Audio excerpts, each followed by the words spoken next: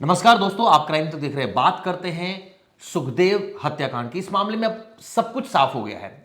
हम सबको पता है इसमें 3 शूटर शुरुआत में पुलिस ने पकड़ लिए हैं और साजिश का खुलासा हो गया है। यानी वीरेंद्र इस मामले में मेन आरोपी था जिसने साजिश रची गोदारा के कहने पर। यानी गोदारा, वीरेंद्र, दाना, इसके अलावा जो 3 शूटर्स थे वो पकड़े गए। उधम, इसके अलावा 2 शूटर्स और पकड़े गए। अब ये सारी कहानी आपको पता है, लेकिन आपको वो कहानी बताने जा रहे हैं जो शायद आपको नहीं पता। इस मामले में जांच में यह बात साफ हो गई है कि लॉरेंस बिश्नोई का कोई हाथ नहीं है कहीं से भी, क्योंकि यह सीधा सीधा गोदारा की दुश्मनी थी। गोदारा की दुश्मनी थी सुखदेव से और उसने इस्तेमाल किया इस मामले में वीरेंद्र चारण का। वीरेंद्र ने शूटर्स अरेंज किए, पैसा अरेंज किया, हथियार अरेंज किया और उसके बाद शूटर्स को भेज दिया सुखदेव के घर पर, जहां पर ये पूरा हत्याकांड हुआ। सब सीसीटीवी सामने आ गई। लेकिन सवाल जो सबसे बड़ा बना हुआ है, आखिर ये संभव कैसे हुआ? ये जो पूरी साजिश रची गई वो रची गई जेल के अंदर से। यानी प्रवेश साफ है कि जेल भगवान भरोसे अभी भी है। जो एक तरह से कहा जाए, कहते हैं ना, एक बाहरी दुनिया है जेल के बाहर, जेल के अंदर एक अलग दुनिया है जहां से क्राइम पनप रहा है सबसे ज्यादा। बहुत इजी है। देखिए, जितने भी मतलब हाल फिलहाल में आप जो भी क्राइम देखेंगे, जितने भी बड़े क्राइम इन गैंग्स के हिसाब से हुए हैं, वो सब जेल में बैठे लोग ही करे। जेल में आ रहे, बेल पे बाहर आ रहे।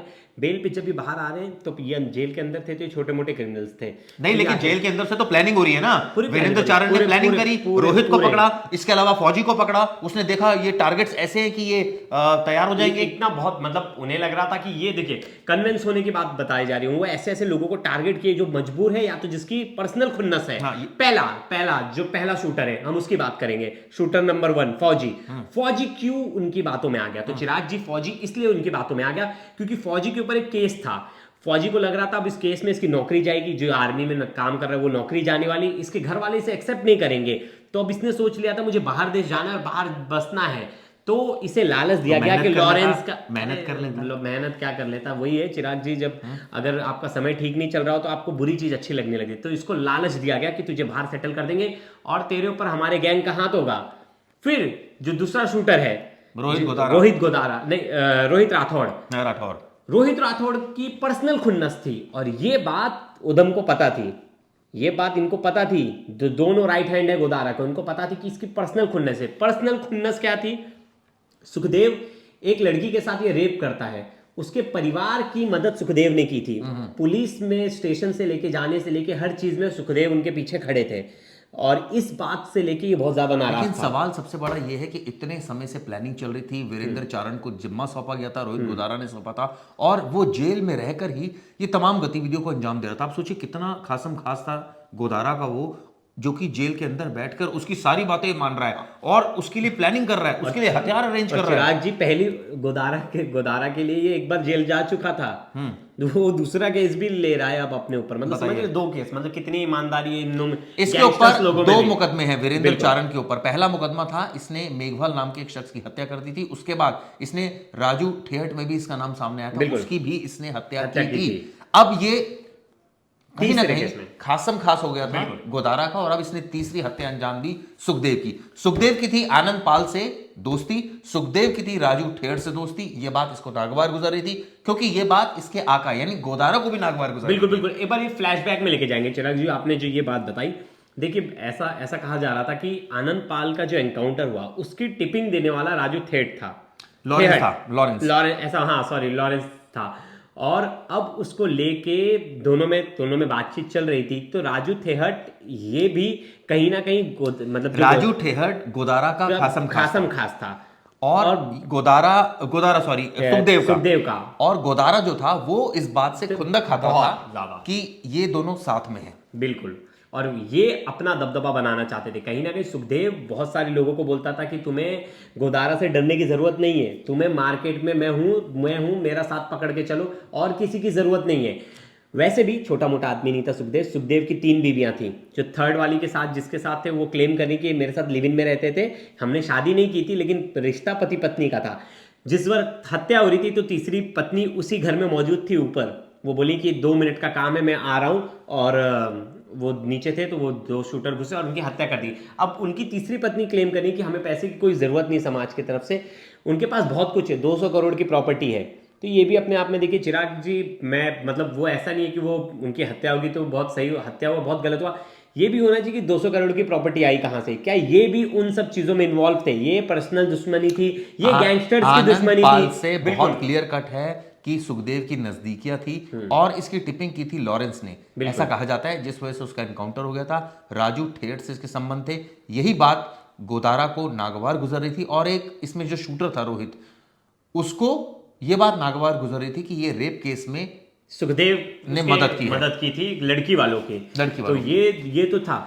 अब चिराग जी जो पूरा सिनेरियो आ रहा है कि लॉरेंस कहाँ है, लॉरेंस का इस केस में कहीं इन्वॉल्वमेंट है, लॉरेंस का बहुत सारी चीजें नाम आ रहा था, पहले दिन से उठ के आ रहा था। तो मैं बताता हूँ नाम उठ के क्यों आ रहा था। इसने जो पोस्ट लिखी थी ना, गोदारा ने जब जिम्मेदारी ली थी कि हमने उसे मारा है, तो उसने ना हैशटैग नीचे लॉरेंस बिश्नोई गोल्डी बराड़ भी लिखा था, नाम भी लिखा था गोल्डी बराड़। तो लोगों ने ट्रायंगल कनेक्शन किया कि गोदारा किसके लिए काम करता है, लॉरेंस गैंग के लिए, गोदारा किससे जुड़ा हुआ है, गोल्डी बराड़ के लिए। तो ये नेक्सस इनडायरेक्टली लॉरेंस से जुड़ा हुआ है, लेकिन अभी तक ये स्टैब्लिश कहीं नहीं हो सका है कि लॉरेंस का डायरेक्ट इन्वॉल्वमेंट इस केस में है। चिराग जी बिल्कुल ठीक का प्रवेश ने। और अब ऐसे में सवाल ये उठता है कि किसी पर आरोप लगाने से पहले सबूत होने चाहिए, उसके बाद आरोप लगाने चाहिए। खैर, अब इस मामले में जो सबसे बड़ी चीज निकलकर सामने आई है वो आई है जेल के अंदर बैठे ये अपराधी कर क्या रहे हैं, क्या कर रहा है प्रशासन। लगातार अपराधियों से आपस में बात करते हैं, प्लानिंग करते हैं, दोस्तियां रचाते हैं और उसके बाद एक दूसरे के मर्डर की प्लानिंग हो जाती है अंदर से। चिराग जी मेरे को ना एक थोड़ा और इसके साथ एक और चीज ना बड़ी सस्पिशियस लग रही है, दिल्ली पुलिस। मुझे दिल्ली पुलिस का रोल ना आज तक समझ नहीं आया। मतलब दिल्ली पुलिस ही सरेंडर करवा देती है, दिल्ली पुलिस ही पकड़ लेती है। क्यों दिल्ली पुलिस के इसमें पास क्या आपको सस्पिशियस लग रहा हो सकता बिल्कुल है बिल्कुल, मैं चिराग जी अच्छे टिपिंग हो, उनके पास अच्छे सोर्सेज हो, अच्छे सोर्सेज हों, तो वही मैं बोल रहा हूँ। राजस्थान पुलिस बाकी सबकी पुलिस नहीं पकड़ पाती। 1 घंटे पहले ये जाते हैं किसी होटल में और दिल्ली पुलिस 1 घंटे बाद पहुंच के उन्हें पकड़ लेती है। वो एक नंबर यूज करते हैं जो नंबर ना राजस्थान पुलिस के पास ना किसी पुलिस के पास है, ये उनके पास दिल्ली पुलिस के पास वो नंबर था। हर क्रिमिनल जो भी पकड़ा रहा है, सिद्धू मूसेवाला केस ले लो, अतीक के केस में ले लो, जो गन प्रोवाइड कर रहा था, सब दिल्ली पुलिस को ही क्यों सरेंडर कर देते? क्यों डर है उनको वहां एनकाउंटर हो जाएगा क्या? हाँ क्या और दिल्ली में यही गैंग दिल्ली में काम नहीं करता और दिल्ली पुलिस इन्हीं गैंग के लोगों को सरेंडर कराती है। ये सबसे बड़ा क्वेश्चन मार्क है, जो सवाल है। आप बताओ लॉरेंस गैंग एक्टिव है दिल्ली में? बिल्कुल नहीं, मतलब ना के बराबर एक्टिव है, ना लॉरेंस गैंग के कोई लोग एक्टिव है। तो मुझे तो ये साफ साफ ऐसा लगता है जो गैंग दिल्ली में एक्टिव नहीं है उसी गैंग के लोग दिल्ली पुलिस को क्यों सरेंडर करते हैं, या दिल्ली पुलिस उनको क्यों पकड़ लेती है एंड टाइम पे जाके।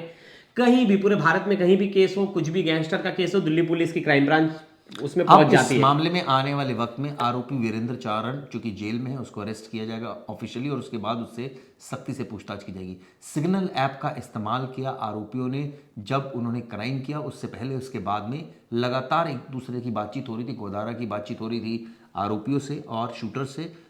ये आप सोचिए नेक्सस, शूटर वीरेंद्र चारण दाना और उसके ऊपर था गोदारा, उसके ऊपर सारे कह रहे थे कि लॉरेंस है, लेकिन अभी तक ऑब्वियसली ये चेन स्टैब्लिश नहीं हुई। यानी कि एक सुखदेव को मारने के लिए कितनी बड़ी साजिश है। मुझे सवाल ये उठता है, जो आपने बड़ी इंपॉर्टेंट बात कही कि 200 करोड़ की प्रॉपर्टी कहां से आई। बिल्कुल सवाल ये उठता है कि इतने सारे मुकदमे, क्या दूध का धुला था सुखदेव जो उसको निशाना बनाया गया?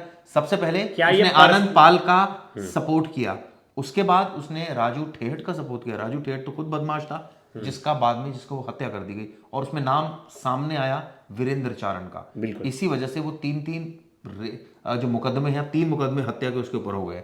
तो यानी जो राजस्थान की पॉलिटिक्स को समझता है, क्राइम को समझता है, गैंग्स को समझता है, उन गैंग्स के बीच में ये कुछ ऐसे नाम थे जो पुलिस के रडार पर थे। पुलिस दरअसल ना स्टडी करती रहती प्रवेश, जब इस तरह के गैंग्स आते हैं। जैसे हम लोग तो खबर करके भूल जाते हैं, हमें अब ये स्टोरी इतनी पता है कि भाई वीरेंद्र चारण एक दाना है, लेकिन ये लगातार स्टडी करते रहते हैं उन पर, उन गैंग्स पर। तभी वो आपको एक अंदर की कई बार खबरें बताते हैं कि ये इस देखिए कोई क्राइम होता तो कहते हैं यार ये हो सकता है उस गैंग ने किया, उस गैंग ने, क्योंकि इसकी जो मॉडस ऑपरेंडी और इसका जो लग रहा है कि बदला लेना था उसने, तो देखो बदला ले लिया। आप देखिए इनका जो मारने का स्टाइल है, इन लोगों ने राजू ये जो अपने क्रिमिनल को मारते हैं ना, जिस भी अपने दुश्मन को मारते हैं तो उसके घर के पास मारते हैं। आप सिद्धू मूसेवाला हत्या में देख ले, सिद्धू मूसेवाले के घर के पास मारे पड़ता है। नहीं, ये एक मैसेज देना चाहते हैं कि हम तुम्हारे एरिया में तुम्हारे यहाँ घुस के मारा है हमने।